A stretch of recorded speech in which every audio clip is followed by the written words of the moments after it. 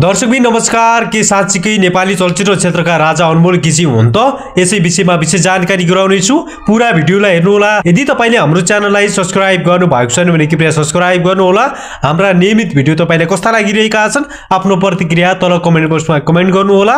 भिडियोलाई ढिला नगरिकन सुरुवात गरौँ। नेपाली चलचित्र क्षेत्रका चर्चित अभिनेता अनमोल केसीले आफ्नो जन्मदिन भव्य रूपमा मनाएका छन्। जन्मदिनको यस विशेष अवसरमा उनका साथीभाइ, आफन्त, चलचित्रकर्मी तथा उनको चलचित्र टिम उपस्थिति भएको थियो।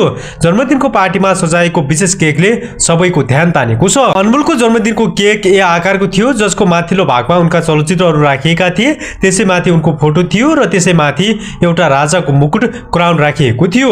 त्यसको अर्थ अनमोल केसी नेपाली चलचित्र क्षेत्रका राजा मानिएको हो। त्यस्तै उनको बर्थडे पार्टीमा एउटा ब्यानर पनि राखिएको थियो जसमा स्टार इज बोर्न लेखिएको थियो।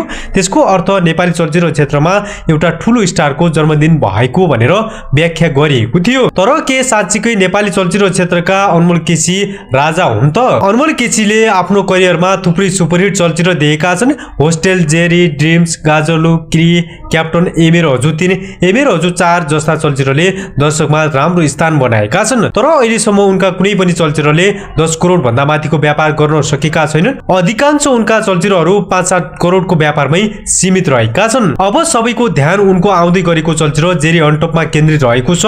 यो चलचित्रले 10 करोड भन्दा माथिको कलेक्सन गरेमा मात्र नेपाली चलचित्र क्षेत्रमा साँच्चै राजा भन्ने उनलाई सम्बोधन गर्न सकिनेछ। यदि उनको चलचित्रले औसत व्यापार गर्यो भने उनलाई नेपाली चलचित्र क्षेत्रको सुपरस्टार भन्न त सकिएला, तर राजा भन्न उपयुक्त हुन्छ कि हुँदैन त्यो दर्शकको प्रतिक्रियामा निर्भर पर्नेछ। तपाईको विचारमा के छ? के साँच्चीकै नायक अनमोल केसी नेपाली चलचित्र क्षेत्रका राजा हुन् त? कृपया आफ्नो प्रतिक्रिया तल कमेन्ट बक्समा कमेन्ट गर्नु भने नभुल्नु होला। यस्तै जानकारीमूलक भिडियो लिएर आउने नै छु। अहिलेलाई भने छुटिन्छु। नमस्कार।